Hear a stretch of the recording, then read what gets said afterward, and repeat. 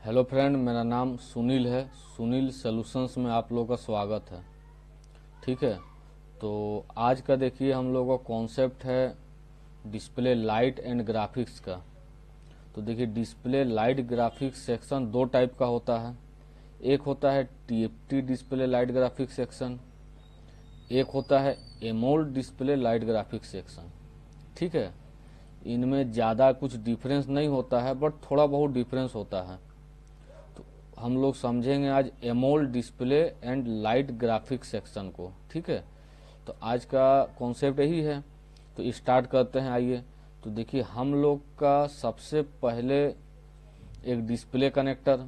तो display connector में जो भी हम लोग चेक करेंगे, जीआर तो कूल टेस्टिंग में चेक करेंगे। अब जीआर डिस्प्ले कनेक्टर में कहाँ से आएगा? जीआर जो भी आईसी में धरिए जुड़ा रहता है लाइन, उसी आईसी से जीआर आता है। तो अब क्या है, हम लोग का कनेक्टर से जुड़ा हुआ है सीपीयू। ठीक है, साथ ही साथ हम लोग का कनेक्टर से जुड़ा हुआ है लाइट और ग्राफिक्स आईसी।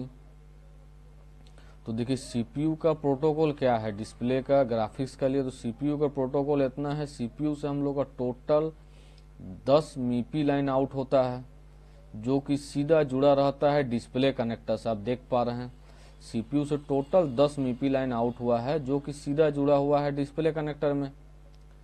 अब क्या है, हम लोग का इस मीपी लाइन का बीच में मीपी फिल्टर का यूज हुआ है।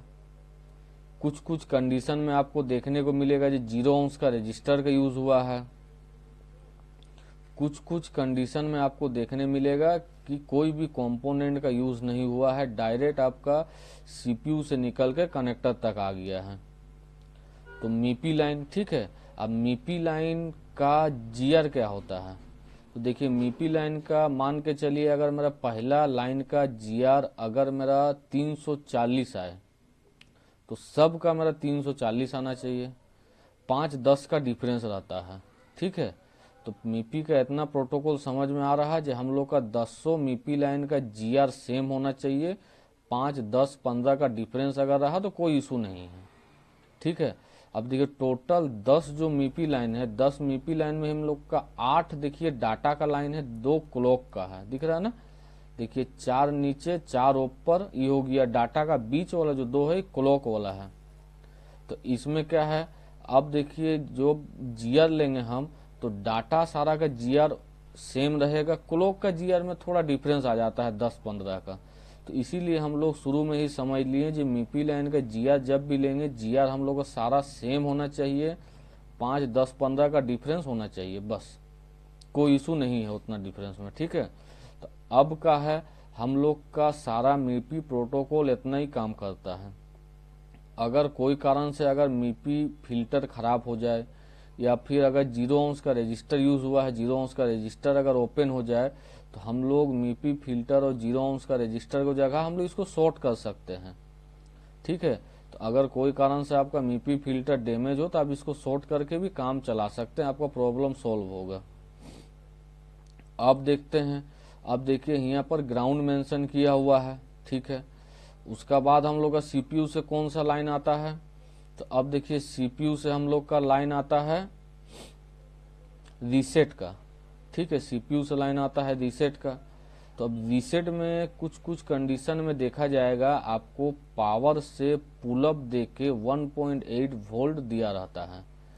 पावर से पुलअप देके 1.8 वोल्ट दिया रहता है। ठीक है, तो हम लोग का रीसेट कुछ कुछ कंडीशन में ऐसा दिखेगा। और कौन सा लाइन है? तो और हम लोग का सीपीयू से एक लाइन आता है आईडी। आईडी भी आपको पुल अप वोल्टेज कभी कभी कंडीशन में मिल सकता है। कुछ कुछ कंडीशन में आपका पुल अप रजिस्टर 2.2 के से लेकर 10 के का होता है।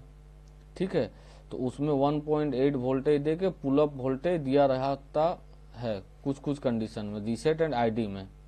ठीक है, अब देखते हैं, अब देखिए हम लोग का इसका बाद आएगा टीई, जो कि सीपीयू से ही आता है। तो अगर इतना सारा हम लोग का प्रोटोकॉल ओके रहेगा, तो इतने के बाद फिर भी अगर हम लोग का लाइट ग्राफिक्स नहीं आएगा, तब हम लोग हॉट टेस्टिंग में चल जाएंगे वोल्टेज का। ठीक है, तो इतना सारा प्रोटोकॉल ओके होना चाहिए। अब देखिए सारा हम लोग का कम्युनिकेशन का जो भी लाइन है सीपीयू के साथ सारा अगर ओके है, फिर हम लोग वोल्टेज टेस्टिंग में आ गए। तो वोल्टेज टेस्टिंग में हम लोग देखिए सबसे पहला वोल्टेज पावर आईसी आउट करता है जो कि 1.8 होता है। ठीक है, ये आता है सीधा डिस्प्ले कनेक्टर में। और भी देखते हैं क्या वोल्टेज आता है। देखिए और एक वोल्टेज आता है, तो यहाँ पर एलडीओ आ रहा है, तो और एक वोल्टेज क्या है, एलडीओ से आउट होता है। तो एलडीओ मतलब क्या हो गया, लो ड्रॉप आउटपुट वोल्टेज, समझे। तो एलडीओ का मतलब जो भी इनपुट वोल्टेज रहेगा उससे कुछ ड्रॉप करके आउट करना। एलडीओ का काम इतना ही बस। तो एलडीओ में देखिए सबसे पहला हम लोग का वीपीएच इन हुआ है।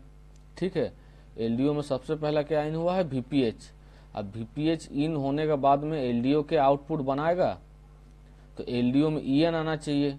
तो ईएन देखिए हम लोग ऑलमोस्ट सीपीयू से आता है, पावर से आता है, तो हम लोग इसमें ले लिए पावर से एक ईएन। ठीक है, तो अब देखिए हम लोग पावर से जैसे हम लोग का ईएन आया, ईएन मतलब कितना वोल्ट होता है, ईएन मतलब हम लोग का 1.8 वोल्ट होता है। 99% ईएन का नाम जहां आया आप समझ जाइए 1.8 वोल्ट। ठीक है, अब देखिए ईएन जैसे आएगा उसी साथ ही साथ हम लोग कितना बनाया, 3 वोल्ट। अब पकड़िए हम लोग का डिस्प्ले यहाँ लगा हुआ है। ठीक है, हम लोग का डिस्प्ले लगा हुआ है, ये दोनों वोल्टेज हम लोग का जनरेट होकर डिस्प्ले के अंदर जाएगा।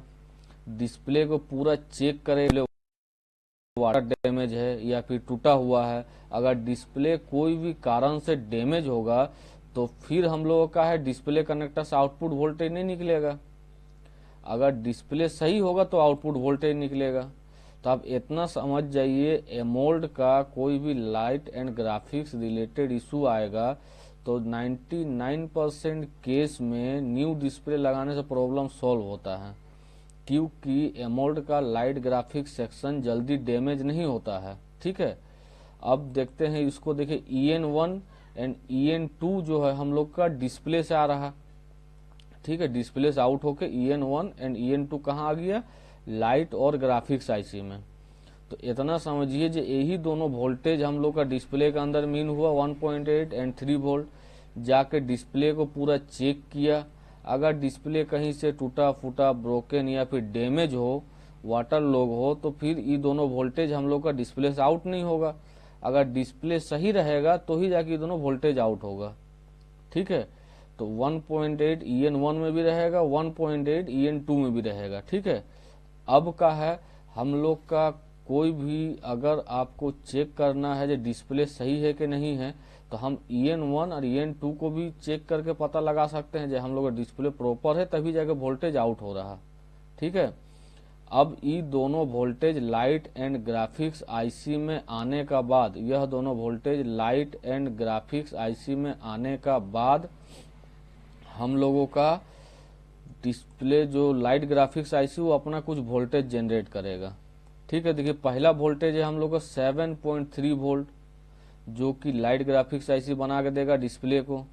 दूसरा वोल्टेज फिर जनरेट होगा, दूसरा वोल्टेज हम लोग रहेगा +4.6 वोल्ट जो कि लाइट ग्राफिक्स आईसी बना के देगा डिस्प्ले को। तीसरा वोल्टेज हम लोग का रहेगा -4.4 वोल्ट जो कि लाइट ग्राफिक्स आईसी बना के देगा डिस्प्ले को।